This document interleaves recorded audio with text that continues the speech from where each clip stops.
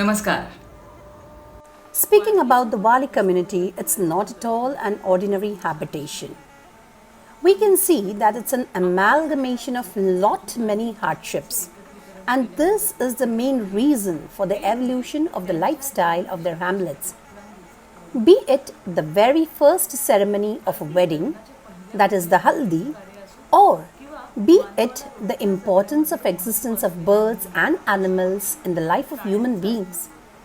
That is, right from a smallest insect like an ant till any of the biggest animals, or the invoking of the holy deities like the Mariai or the Vagya for the help and even to face unexpected challenges of life, trapping of the birds by applying sticky glue to the branches, crossing the dry rivers in bullock carts, transporting the wooden logs from one village to another, drawing of the mandal or tsauk with an absolute ease. While drawing, these artists usually keep themselves in solitary confinement and depict all these minutest details in such a leisurely manner that their Herculean efforts have not only made the Warli art tour across the entire world, but has also made it swirled around itself.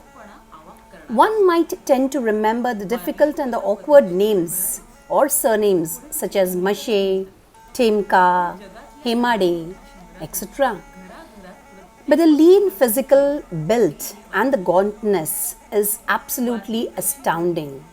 This Warli art is the recipient of the Padma Shri, and because of this reason, it has not only got urbanized but has also traversed over each and every object in every home and even across the world.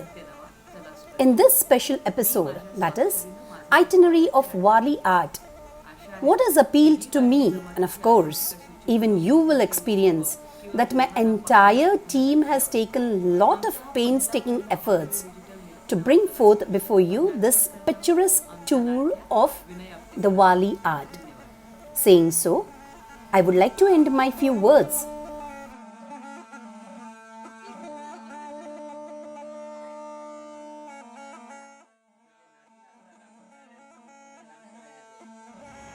I'm wandering here and there in Warli Padas from Charoti Naka left side till Aine, Rankor, Coastguard till boarding. From here, from the right side, Vikramgarh, Jawhar, Wada, all these places. I have to tell you the story from that era where the cars were public wagon.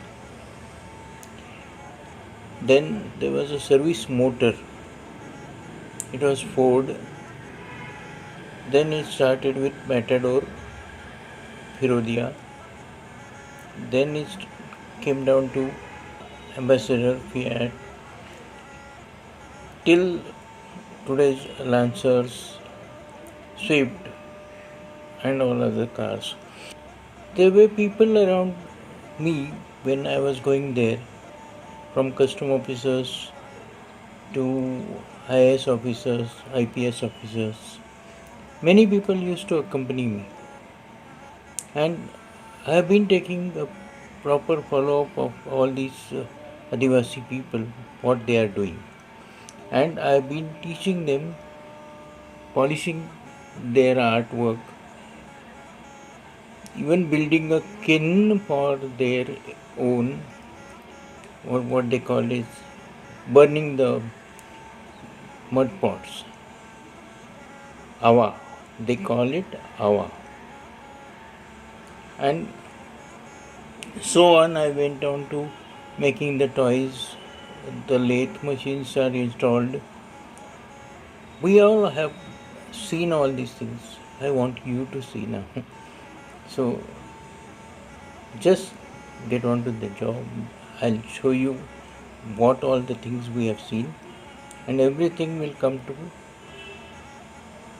the world. Warli has been roaming around amongst herself, and also it goes to outside the world, outside the Indian world. Then it has gone to many countries. For those laurels, I salute all of them, and it's going to be quite interesting journey for you also. Welcome to Bhide Lifestyle World, developers of second and weekend homes, a villa community that offers more than 300 NA plots with bungalows spread over 55 acres. We offer 1, 2 and 3 BHK European theme villas with all the modern amenities, specially designed roofing system and external cladding finished with vibrant attractive colors. Make your villa aesthetically beautiful and completely weatherproof. We welcome you to become a proud owner of villa in Euroville and give your family happiness forever. 1960s saw a substantial rise in the spread of tribal settlements, especially in the western belt, amidst the small townships of Dahan, Navsari, Wada, Jauhar, Chinchini, Vandgaon and Dhakti Dham. They are locally referred to as Apada. These settlements gave rise to small villages like Randkol, Aine and many others that stretched up to Dudhni, Gundsa, Silvassa and Umbergaon, and they all continue to exist, establishing their presence in the entire western region of India. This episode is an effort to present the geographical specifications of these villages with special attention to their lifestyle and tribal art. Let us begin with Urse, the Suryanagar part of the Vaitarna river. This water body traverses along the Bhaudi tribe that resides in Dhamni and unites the Arabian Sea at Vapi and Silvassa. Nature abounds in coconuts, areca nuts, mangoes and chikku here. These locations have a different magical appeal in different seasons. Some holes created are so huge that an entire human could pass through it. The opposite bank houses rare species of plants, birds and animals. Valuable wood for cooking purposes is gathered from here. Old folks engage themselves in rotating and reaping 4 to 5 crops in this season. At the onset of summer, the river dries up to a trickle, enabling even a child to be able to draw a bullock cart across the riverbed. Their habitat of 4 to 5 hutments comprises of a pada. A Katkari man is usually lean and fit, but the women in comparison are much more stronger. They carry out all the agricultural tasks like sowing, reaping or harvesting, while the men wander about in the area. Upon inquiring the senior residents in the huts about the whereabouts of men, they often fill in for them, saying that they have gone to the town in search of livelihood. Talking about accommodation options for visitors, they are aplenty in the family houses in the padas at Randkol. The houses stand on wooden pillars and are bifurcated into 2 parts. Usually, the cattle and the sheep are quartered in one part and the other part houses the family members, guests and visitors. An earthy rule before you lie down perfectly and peacefully is to have your head facing the animals. At daybreak, one can go for a stroll amidst the virile environ near the riverbank and roam about to experience the rustic village life. On the roofs of huts line twirly climbers and creepers of snake gourd, bottle gourd, and pumpkins. Some huts have walls smeared with cow dung and scenic pictures made with rice flour paste, drawn with fingers or twigs. Upon deciphering minute detailings, one comprehends their lifestyle as depicted in them. These paintings include their gods, Vagya and Mariai, their paddy fields, commonly seen animals like frogs, horses, cattle, birds like peacock, cocks, hens, and reptiles like snakes, commonly seen here. The figures drawn have symmetrical triangles for all kinds of actions. The perfection in their art is so much so that one feels animals are lifelike, leaping out from the trees or bushes. Such is the art, and with such memories, when you are on your way back, do not forget to pay your obeisance to Vagya, the tiger god, by offering wild flowers. After a morning sojourn, return home to a steaming breakfast consisting of porridge and fish plated for you. Yet, what to eat is totally your choice, only to be served in the afternoon with a sumptuous meal of meat, curry, and rice. Magnanimity does not end here. One is sure to be gifted with pumpkins and snake gods from the roofs of the huts by the artistic, nature-loving, and kind-hearted Warlis.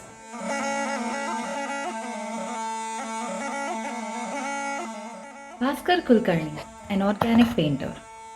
Famous Warli painter Jivya Soma Mhashe, who brought us art in secular domain and whose religious paintings also have scientific background, says, "I will be drawing pictures until I breathe my last."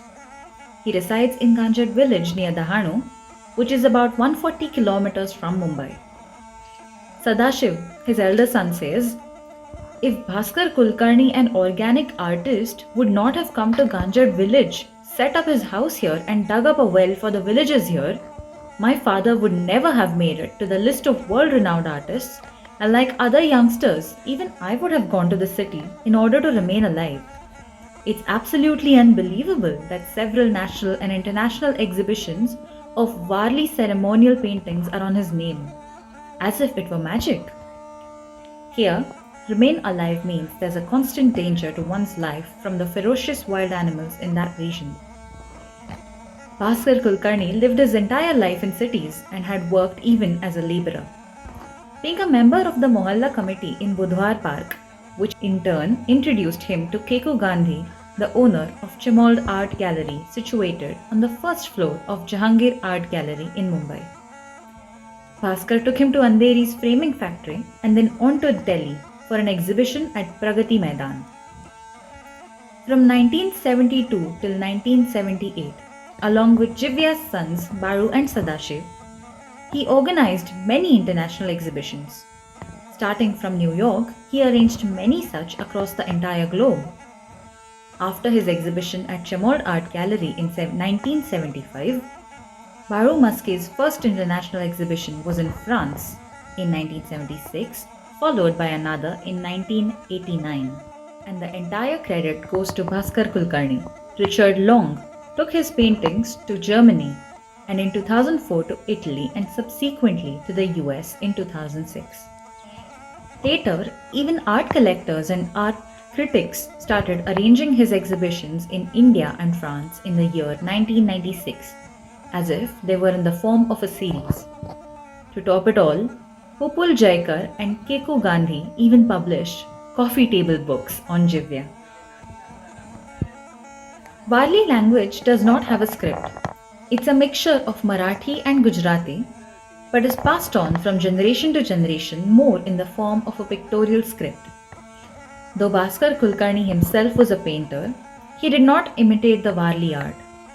Rather, he sold his paintings drawn in his own style.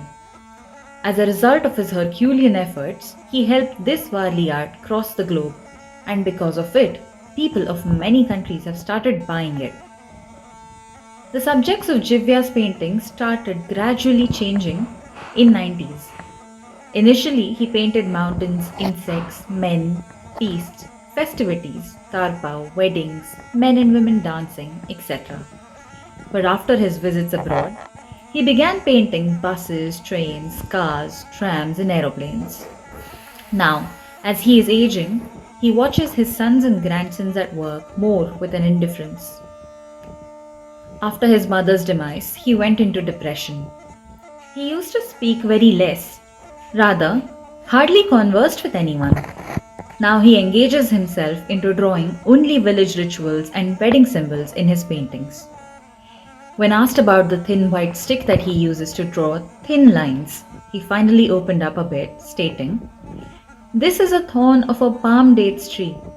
It is used because it soaks very well in color. We search for it everywhere and choose very carefully. Then we take another stiff bamboo stick as a support for it.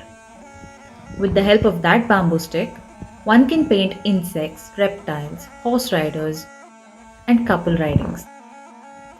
When asked, "What will you do after painting?" he replied, "me Marais तोवर चित्र काढत राहणार. I will paint till my last breath."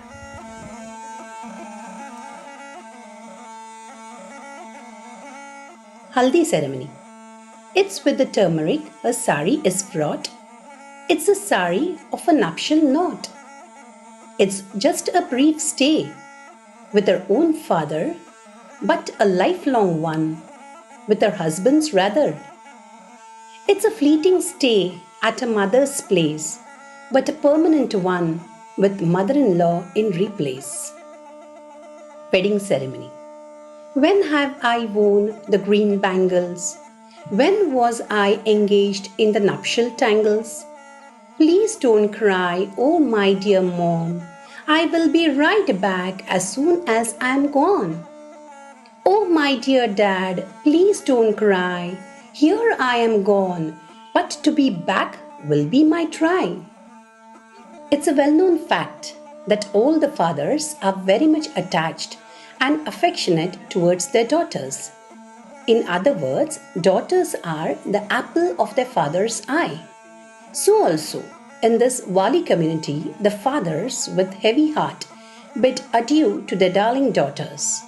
But before the marriage, it's a customary that a father has to visit several villages and get the turmeric with a proper research regarding its properties and effects. Indirectly, it's like inquiring about the in-laws, their nature, whether they will be able to take proper responsibility and care of his daughter or not. When a daughter is about to leave her maternal home to live with her in-laws, she tries to console the grief of her parents in the above manner.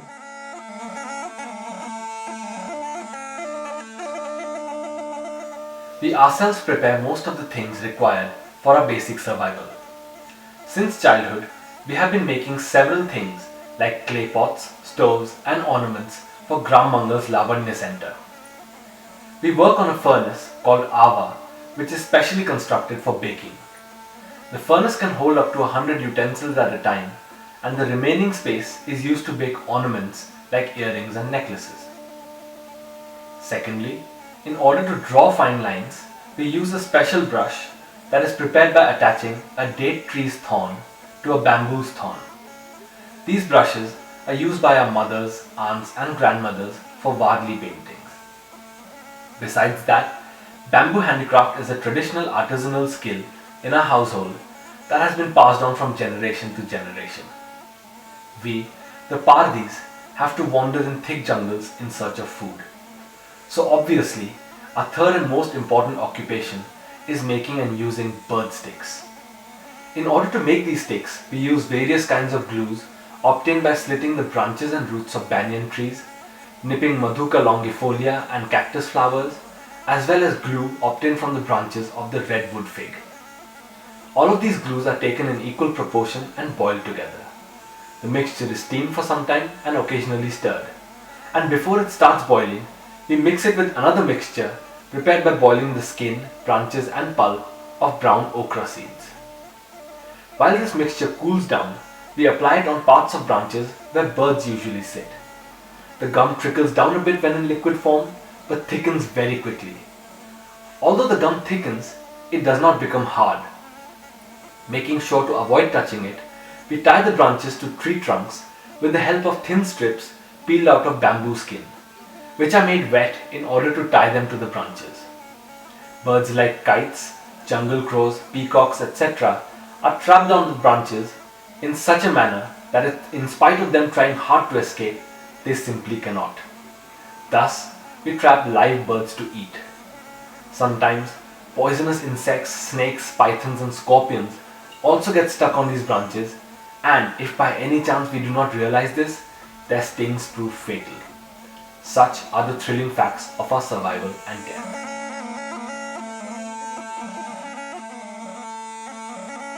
Tarpa is a musical instrument which is used for a traditional tribal dance. A tarpa player plays melodious music on the tarpa. Men and women move around in circles, in pairs, and dance to the tune of the tarpa. The man who is at the beginning of that circle gives rhythm to the dance by continuously beating a stick which has anklet bells atop. As the notations of the tarpa change, so does his rhythm, and eventually it changes the dance steps too. This seems to look like a very simple and an ordinary scene, but it indicates that out of respect, men are the protectors of the female race, and at the same time, women are the ones who bind everyone together.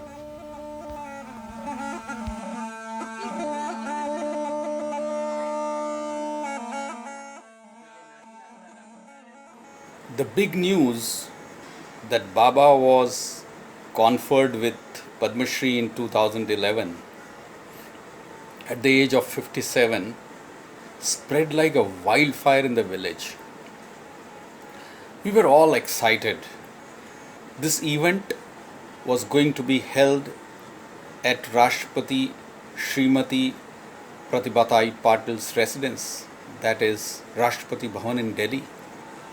After reaching Delhi, we were conveyed the name of the hotel where we were going to stay.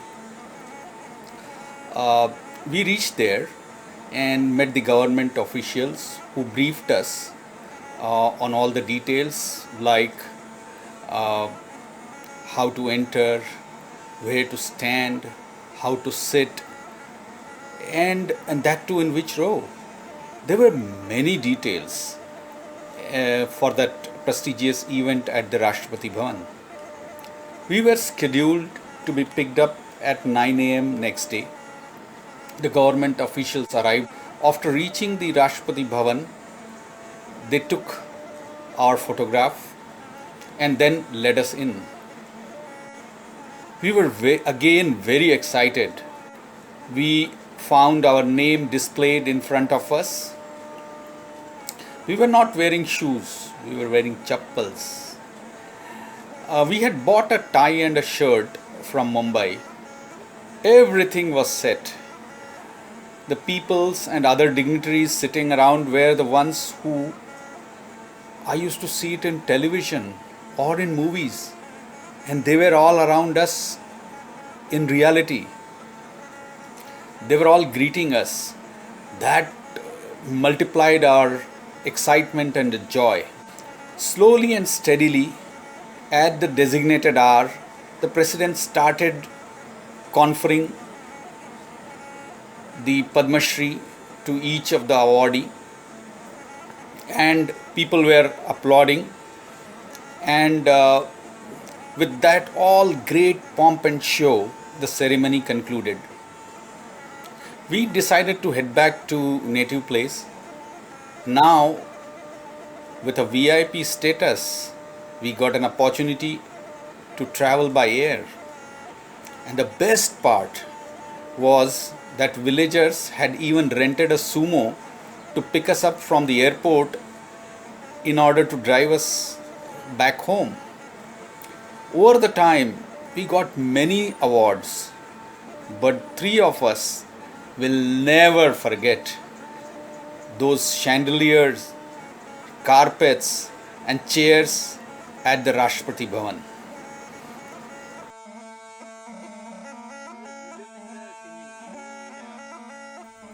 Friends, happiness is doubled by giving and sharing. And this applies to art as well. Art expands. Art, which either can be passed down from one generation to another or can be developed by teaching peers. And once that is done, then its preservation becomes automatic. Warli painting is an integral part of the ancient art culture of Maharashtra. This folk art made an entry into my life because of Dinesh Barav. This boy belongs to the tribal community of Sanjay Gandhi Rashtriya Udyan, Mumbai, has a strong desire to spread Warli art all over the world. Proper guidance to such a gem and genius was an utmost priority. INSEED came to his rescue and helped him out. INSEED, Indic Society for Education and Development, which has been working for two main objectives. Those are universal education for children who are deprived of it and plastic-free Mumbai. Simply banning plastic is of no use, but conveying the right message, that is why and how the ban is appropriate, and at the same time suggesting the available alternatives to plastic is extremely important. Making people understand why it is a threat to the environment and to the mankind at large, now and for the future generations, is the need of the hour. Replacing plastic will lead to the usage of paper, jute, metal, clay, etc. And along with it comes the worry about its awareness and availability. And against such a backdrop was our hero Dinesh, who met us with Warli painting in his heart. Dinesh has learnt Warli painting from his grandmother Srimati Gangu Pardhe, who has been its practitioner since he was 6-year-old. His grandmother used to get invitations to draw the Warli Utsav, which is inevitable in all the festivals, religious ceremonies and rituals and marriages in the Warli community. And Dinesh used to accompany her and learn the nuance from it and practice it. My organization provided jute, cloth and paper bag of different sizes, and gradually their demand started increasing, and so did his work. And as someone said, I walked alone on the path. People joined along and it became a movement. Similarly, Dinesh has many creative and honest hands working with him, like Neetatai Wangad, Sadu, Vaghya, Dinu, Naksh, Jamya, Shiri. They all learned the art and did Warli painting on bags, frames, bottles, dupattas and many other items. This ancient folk art will gain its curiosity, recognition and respect only when these items will reach out to the masses of the city, be easily available and can be used in our daily lives. For this purpose, we have organized many exhibitions and also conducted live workshops in corporate offices, musical concerts, various functions, events, and under the art appreciation and conservation section. This constant practice of 9 years has made them self reliant and exposed to the outside world. This journey of a small sapling, which had started from the mere tradition and love for art, has now become a huge tree branching out everywhere. The team now has grown exponentially. The work of Warli painting through different mediums is going on multi-dimensionally. Yet the emphasis is more on the explanation and dissemination of the art by conducting more and more workshops. The passion and the sincere efforts involved are commendable. His students are no longer confined only to India, but all over the world. They come, study the art, and spread their love for Warli in their respective countries as well. Friends, art is timeless, but to preserve and nurture the same is equally important. It is our responsibility and commitment towards society. The next step taken by Dinesh and his entire student family is to set up a museum for Warli paintings. It will be open to the art lovers to experience and appreciate beautiful Warli art. Its main objective is to inspire the art lovers. It's our sincere wish that this pictorial language born in Warli tribes gets its rightful place, definite platform, and due respect. For this, efforts are needed at the national level too, and it will happen. But it was Dinesh's journey. Many Dinesh from all corners of the world should be inspired to keep this art form alive.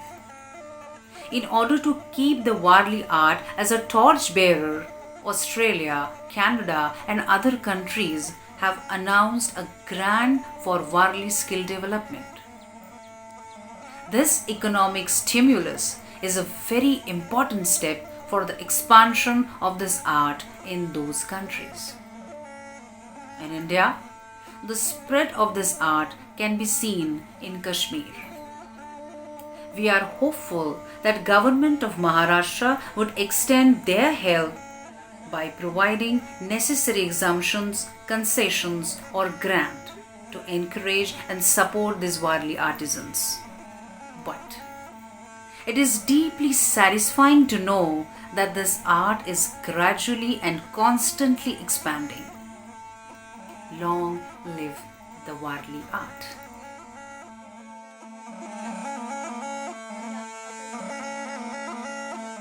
Warli paintings, consisting of triangles, squares, circles, and delicate lines, which are drawn in white color only, connect us to the primitive civilization of Maharashtra as well as make the tradition of art quite bounteous.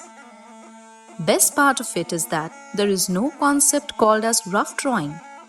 Instead of detailed descriptive diagrams, they are more symbolic and suggestive ones. So, only time and again, these pictures make us to dwell upon them and enrich us. Maybe because of this special quality of significance and facilitation, they stand a class apart. Originally, these pictures were drawn only on the walls, smeared with cow dung, either with powdered limestone or rice flour.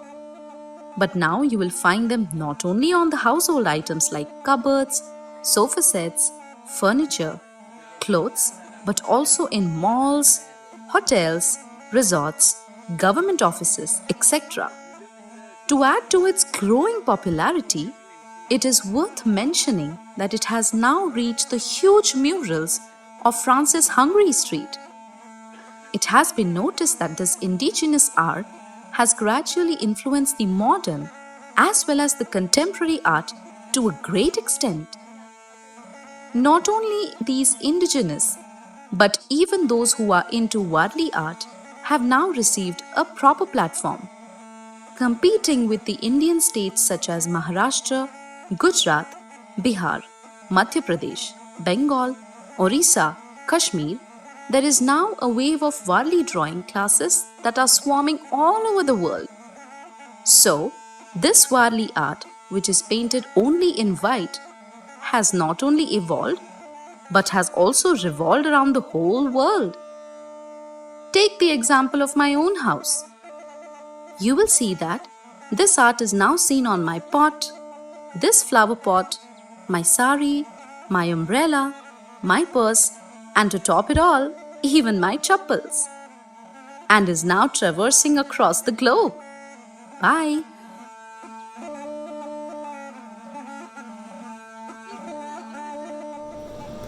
It is said that in every crisis there is an opportunity.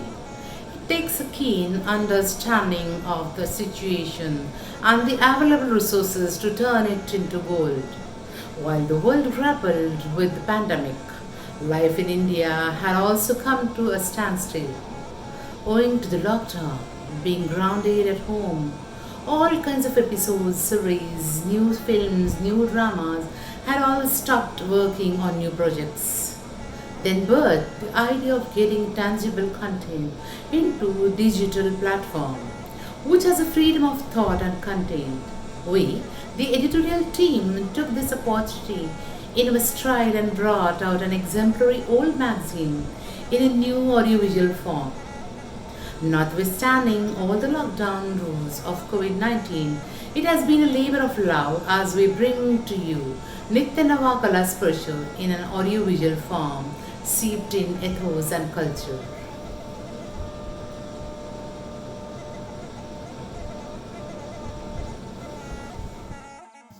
Please do let us know your comments on this special episode based on the Warli community and its art. Itinerary of Warli art brought to you by NITYA NAVA KALASPARSH magazine. And don't forget to share it with your family and friends. We are also ready with our next episode and soon going to release Tambutla Cinema or the Pavilion Cinema, into which we will be interviewed veteran actor Dada Konke's driver, and furthermore we will be covering up many seen and unseen facets such as the erection and the construction of the 2 and 4 column pavilion, conducting the movie shows, acquainting with the laborers who used to stitch the tent cloth, erect the tents and mend the torn frills by putting patches. Fundas applied in different regions like the Western Maharashtra, Vidarbha and Konkan to promote, advertise and attract the crowd. Benefits of the movies, especially with double meanings. Father of the touring talkies, Jele Anna of Jaisingpur, etc. We also will be showcasing the different types of screens used all over the world. For example, screen on the green, roadside screens, Sarkarama, dome theatres, drive-ins, pavilions with air conditioners, touring talkies, etc. Last but not the least, you will also be witnessing the end of the regime of the tambus or pavilions, but along with the sweet memories attached with it. So, presenting before you Tambutla Cinema or the Pavilion Cinema through this very user-friendly medium of audio visuals in the era of multiplexes. I, Nandakishore Naik, also waiting eagerly for the cinema to be released. Thank you.